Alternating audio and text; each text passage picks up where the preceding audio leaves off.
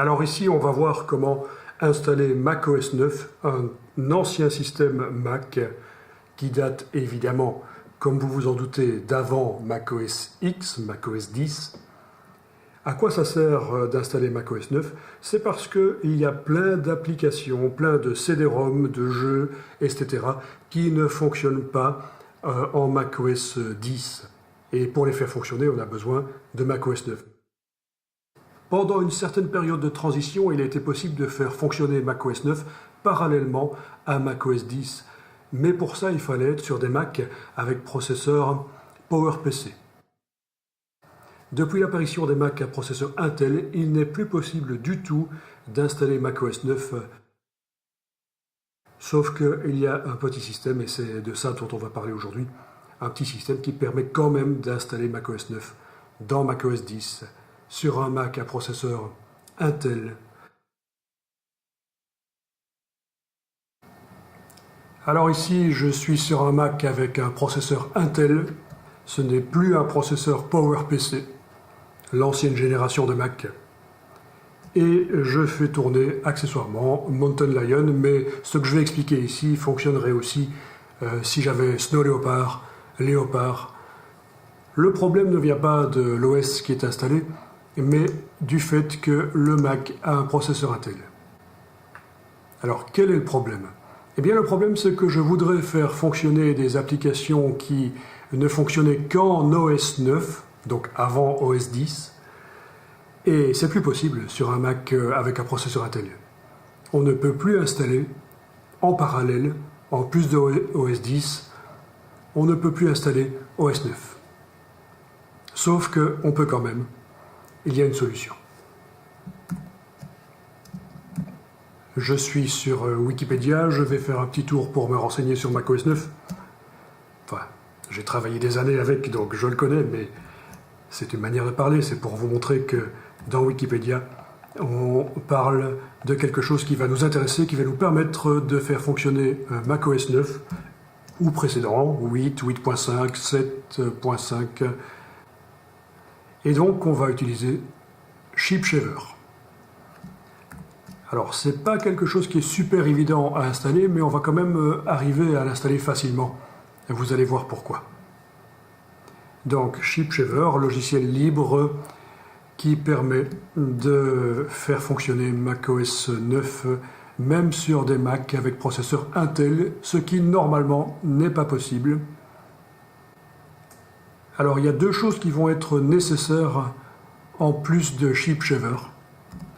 C'est une image disque, donc un point DMG qui contient un système neuf déjà installé.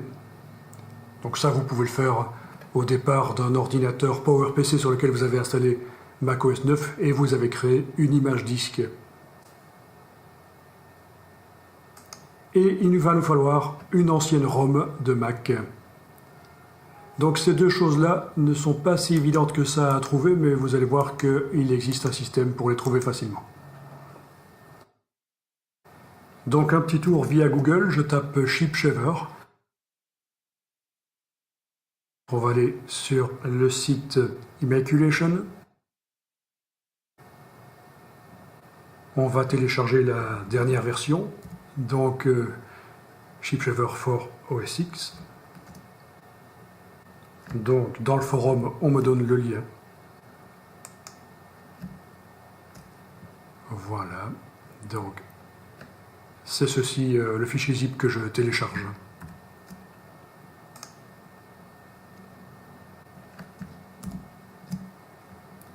Je vais créer un nouveau dossier.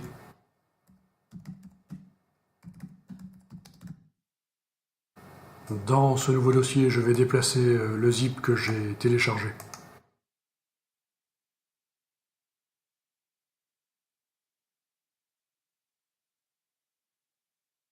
Je double-clique sur lui pour le décompresser. Et à l'intérieur, qu'est-ce que je trouve? Je trouve l'émulateur. L'émulateur d'environnement Mac avec processeur PowerPC pour me permettre de faire fonctionner le système d'exploitation macOS 9. Alors, si j'essaye de double-cliquer sur l'application Chipshaver, voilà, on me dit est-ce que je suis sûr de vouloir l'ouvrir Je vais cliquer sur Ouvrir. Rien ne se passe. Il ne s'est pas lancé. Je vais essayer par la deuxième méthode parce que parfois, avec les options de sécurité, pour passer outre, il faut faire un clic droit et demander d'ouvrir. Mais toujours rien. Il ne se lance pas. Mais c'est normal, c'est parce qu'il lui manque en fait le point DMG avec le logiciel classique macOS 9 dessus. Il lui manque aussi la ROM, l'ancienne ROM des Mac PowerPC. Alors, le plus simple, c'est d'aller dans un navigateur web et de faire une recherche sur ce terme-ci. Il s'agit d'une version améliorée de Chipshaver. Donc vous devez trouver un endroit où on peut télécharger ce dossier. Donc vous allez en trouver quelques-uns. Certains ne sont pas valables, d'autres le sont. Une fois que vous aurez téléchargé le zip, vous allez le décompresser et vous obtiendrez ceci. Le dossier qui contient un installateur, un README et quelques fichiers RAW. Ce qui nous intéresse, c'est l'installateur. On double-clique sur l'installateur. Voilà l'installateur qui arrive. Donc clairement, c'est pour faire fonctionner l'environnement classique sur des ordinateurs avec puce Intel. Classique, c'est le nom que Apple a donné à macOS 9 une fois que macOS 10 est apparu. Je choisis le disque d'installation. Voilà, installation.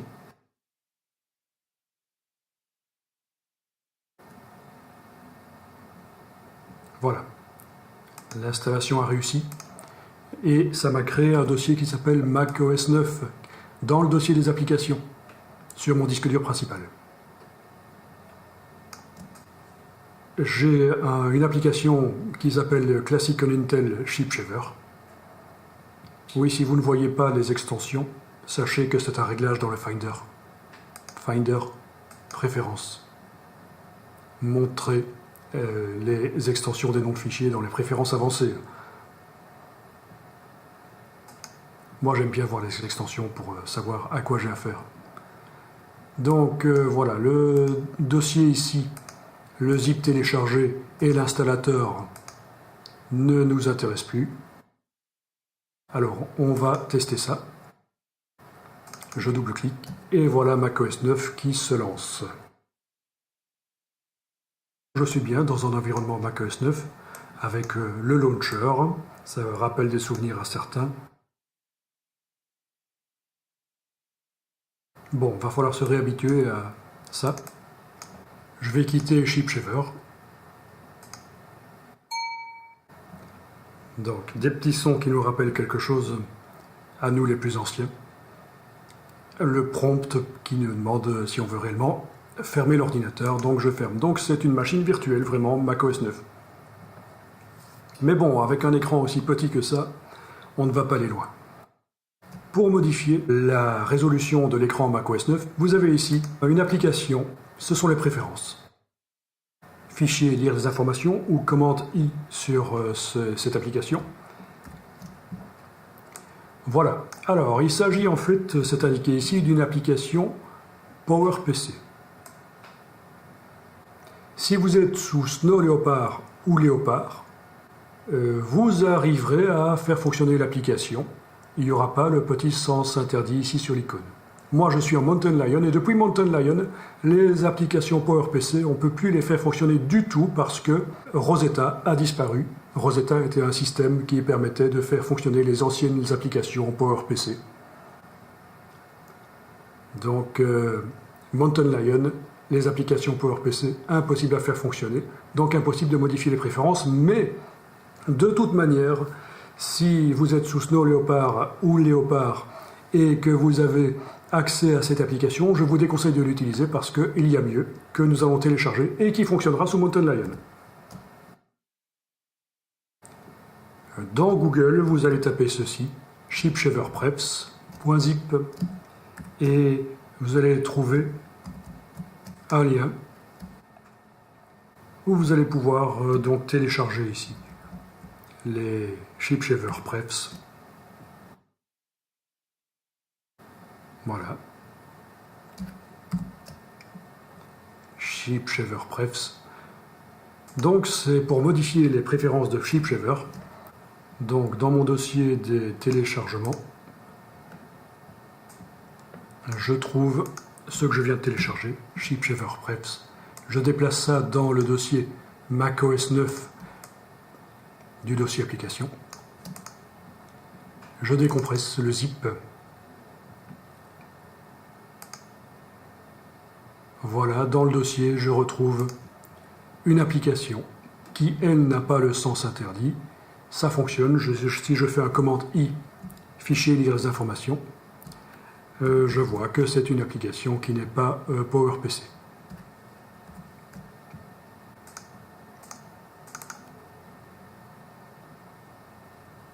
Ok, quand j'essaye de double-cliquer sur elle, on me dit que c'est pas possible de l'utiliser puisqu'elle n'a pas été créée par un développeur reconnu par Apple. Essayons l'autre méthode qui consiste à faire un clic droit, ouvrir. Voilà. Même message, sauf que là, j'ai la possibilité d'ouvrir. Ah oui, il faut quand même que je vous montre quelque chose dans le menu pomme préférence système. Ici, à la rubrique sécurité, dans l'onglet général, vous avez ici un réglage. Autoriser les applications téléchargées de l'Apple Store uniquement, de l'Apple Store et des développeurs identifiés par Apple, ou de n'importe où. Donc moi j'ai réglé mon Mac à un niveau de sécurité intermédiaire, c'est-à-dire que j'accepte les applications de l'Apple Store et de développeurs identifiés, mais pas de n'importe où. Donc c'est moi qui manuellement avec un clic droit vais forcer l'ouverture. Voilà. Donc si vous voulez modifier ces réglages de sécurité pour pouvoir utiliser des applications autres que celles vendues sur l'Apple Store, vous allez devoir cliquer sur le verrou ici, entrer le code d'administrateur et vous pourrez changer ça parce que d'origine c'est réglé pour n'accepter que les applications de l'Apple Store.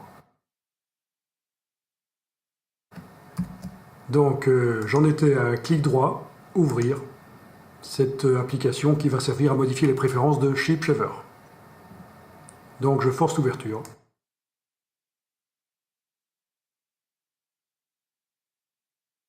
Réglage audio-vidéo. Voilà, donc je voudrais 1280 en largeur et 1024 en hauteur. Et ça va s'ouvrir dans une fenêtre.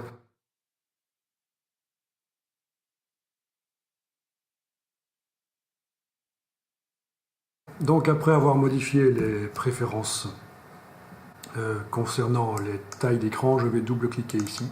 Et là, j'ai un écran bien large. Donc je vais dans le menu pomme en haut à gauche, menu pomme de macOS 9, panneau de configuration moniteur. Je vais avoir une résolution en plus, 1280 sur 1024. Et donc je pourrais avoir des résolutions même plus élevées que ça. Je vais quitter Chipshaver. Alors vous vous souvenez donc de la première application qu'on avait été téléchargée là, qui ne fonctionnait pas. Eh bien elle va nous servir, je vais la déplacer dans le dossier macOS 9 qui se trouve dans le dossier des applications.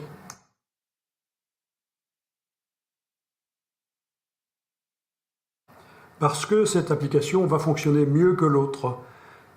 L'autre pose un problème d'accès aux fichiers du disque dur macOS X. Comment utiliser des fichiers qui se trouvent sur le disque habituel que j'utilise en macOS 10? Eh bien, j'ai intérêt à créer un disque dur virtuel dans macOS 9. Donc, je vais dans les préférences de Chipshaver.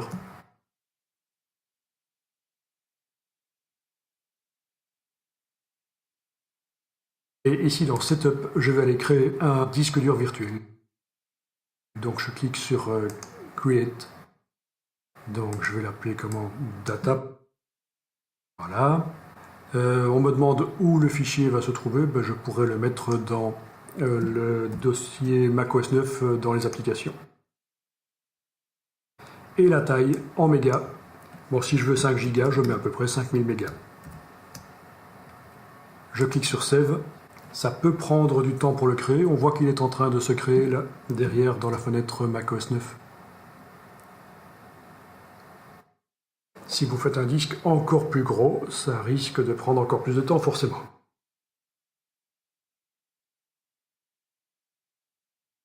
Donc le disque est créé. Je peux quitter les préférences de Chipshaver. Le disque est là. C'est un fichier de 5 Go à peu près. Un disque dur virtuel.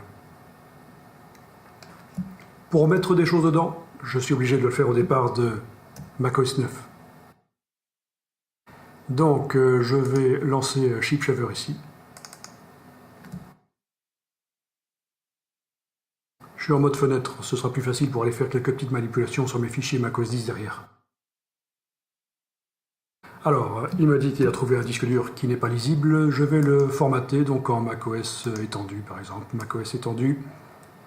Voilà, je vais l'appeler data. Alors, macOS 9 considère que j'ai un clavier américain, QWERTY, alors qu'en fait j'ai un AZERTY. Alors, c'est un problème qui n'est pas si évident que ça à régler, donc je vais le mettre de côté et je vous en parle à la fin de la vidéo ici. En attendant, je vais faire avec le clavier américain. Donc, initialiser, voilà, on me dit que ça va effacer toutes les informations du disque, je continue. Résultat, j'ai maintenant mon disque dur là qui apparaît, disque dur de presque 5 Go. Alors, comment déplacer des choses dedans? Eh bien, vous avez ici un disque dur Unix, c'est votre disque dur principal. Quand vous êtes dans Mac OS X, c'est le disque dur qui contient le système d'exploitation, Mac OS X. Il suffit de déplacer les choses de ce disque dur Unix vers votre disque dur virtuel de Mac OS 9. Alors, ce que je veux déplacer ne se trouve pas là, sur ce disque dur-là, ça se trouve sur un autre. Donc, voilà ce que je vais faire. Mon disque dur principal, le voilà. Les fichiers qui m'intéressent sont donc sur un disque dur externe. Je vais déplacer une copie de ces fichiers sur mon disque dur principal qui contient mon système d'exploitation Mac OS X. Donc voici les deux CD-ROM sous forme de dossier ici sur mon disque dur externe. Ce sont les CD-ROM qui ne fonctionnent qu'en Mac OS 9. Je vais déplacer sur mon disque dur principal de l'ordinateur. Voilà, 2 Go à copier. Donc voilà, ils ont été copiés ici sur mon disque dur principal. Je vais dans macOS 9 ici, fermer, réouvrir le disque Unix, les voilà. Pour que les dossiers apparaissent, j'ai dû fermer la fenêtre du disque Unix et la réouvrir. Donc voilà les deux éléments à copier. Je déplace le premier, voilà sa copie. Je peux déplacer le second. Voilà. 2 fenêtres de copie à l'ancienne comme dans macOS 9. Alors la copie est très lente parce que bon, c'est macOS 9. Voilà, donc j'ai mes 2 dossiers qui sont là maintenant sur mon disque virtuel. Je vais essayer d'en faire fonctionner un. Je double-clique. Voilà. Petit affichage par liste. Ici, View S-List. Voilà. Je vais essayer un des modules. Voilà. Donc, par exemple, le module 3. Voilà. Oui, le fait que ce soit petit, c'est lié au CD-ROM. À l'époque, les CD-ROM étaient faits pour des petits écrans 600 pixels sur 800. Et là, j'ai demandé que macOS 9 soit sur un écran 1280 de large, 1024 de haut. Donc ne vous étonnez pas que la présentation est aussi petite, c'est tout à fait normal. Quant aux couleurs un peu pourries, c'est tout à fait normal aussi, c'est du 256 couleurs, donc c'est vraiment d'époque. Donc voilà comment faire fonctionner un vieux CD-ROM, jeu, application qui ne fonctionne que sous macOS 9 ou précédent. Mine de rien, ce CD-ROM est hyper intéressant au niveau technique, raison pour laquelle ça m'intéressait d'installer macOS 9. Alors évidemment, l'alternative aurait été d'avoir un vieil ordinateur PowerPC, ça se vend pour 30-40 euros sur eBay, et d'installer macOS 9 dessus, et ça fonctionnerait aussi. Donc c'est une question de facilité d'avoir macOS 9 dans mon portable. Ça m'évite de transporter une tour lourde avec macOS 9 dedans. Bon, je pourrais aussi essayer de trouver un portable avec puce PowerPC, donc les portables d'avant puce Intel chez Mac, ça se vend aussi. Mais est-ce que ça vaut vraiment la peine, juste pour un CD-ROM, de récupérer un portable PowerPC et d'installer macOS 9 dessus, alors que ici ça fonctionne? Je vais quitter l'application ici. On a vu que ça fonctionne. L'interactivité fonctionne. Je quitte Chipshaver. Voilà, il me demande si je veux quitter macOS 9. Le dossier macOS 9 qui se trouve dans le dossier des applications, vous avez la possibilité de le copier dans un autre ordinateur et toute la procédure qu'on vient de faire ne sera plus nécessaire. Vous pourrez avoir macOS 9 qui fonctionne très rapidement sur un autre ordinateur. Je vous conseille de compresser, comme je l'ai fait ici, le dossier macOS 9, le compresser en zip, donc c'est un clic droit sur le dossier évidemment et c'est demandé compresser. C'est ceci que vous transférez dans le dossier des applications sur l'autre ordinateur. Vous le décompressez. Il faudra lancer les préférences Chipshaver. Il faudra ajouter les deux disques ici, ou en tout cas au moins le classique.dmg, l'ajouter grâce au bouton Add ici, parce que vous verrez qu'il n'est pas dans la liste. Il faudra également manuellement écrire ceci pour que Chipshaver trouve la ROM de l'ancien Mac. Il faudra également augmenter la quantité de RAM allouée à Chipshaver parce que vous verrez que d'origine ce sera indiqué 16 mégas alloués. Quand vous serez sur l'autre Mac où vous avez transféré le dossier macOS 9, vous verrez qu'il sera seulement indiqué 16 mégas alloués à macOS 9, ce qui est beaucoup trop peu pour qu'il puisse fonctionner correctement. Donc 256, c'est ce que j'ai indiqué. Vous pouvez indiquer plus si vous voulez. Alors on va voir ici comment faire en sorte que le clavier AZERTY soit reconnu par macOS 9. Donc je vais dans le menu pomme de macOS 9, panneau de configuration, et je vais chercher le réglage des claviers. Alors sur le disque dur Chipshaver, je vais double-cliquer et aller dans le dossier des applications, chercher un éditeur de texte. Il y a Simple Text qui est livré là. C'est l'ancêtre de TextEdit, pour ceux qui connaissent ça sur les Mac. Donc je vais lancer Simple Text. Voilà un document Simple Text qui s'est ouvert. Et je vais taper du texte. Donc si j'essaye de taper le mot data, on avait vu que ça nous fait ceci, DQTQ. Donc c'est bien un clavier américain actuellement. Dans le panneau de configuration keyboard ici, je vais aller enclencher clavier français. Voilà, clavier français. J'ai accès par la barre des menus ici au choix du clavier. Voilà, je vais me mettre en français et je vais réessayer de taper quelque chose. Donc, data. Voilà, ça fonctionne. Donc le clavier français est bien enclenché, pas de problème.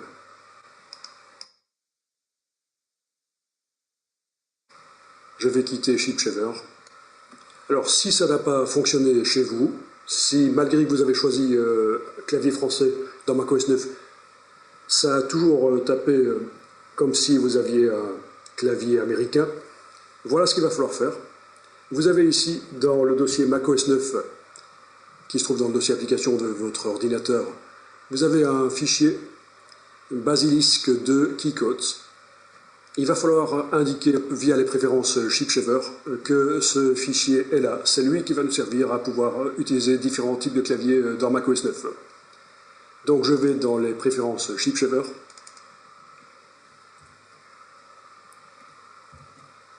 Ici, à divers, il faut cocher ceci, Use Raw Keycodes, et il va falloir, si ce n'est pas le cas chez vous, taper ceci, /application, /macOS 9, et puis vous faites un copier-coller du nom du fichier, Basilisk de Keycodes. Voilà. Vous relancez macOS 9 et normalement, votre clavier français devrait à ce moment-là fonctionner.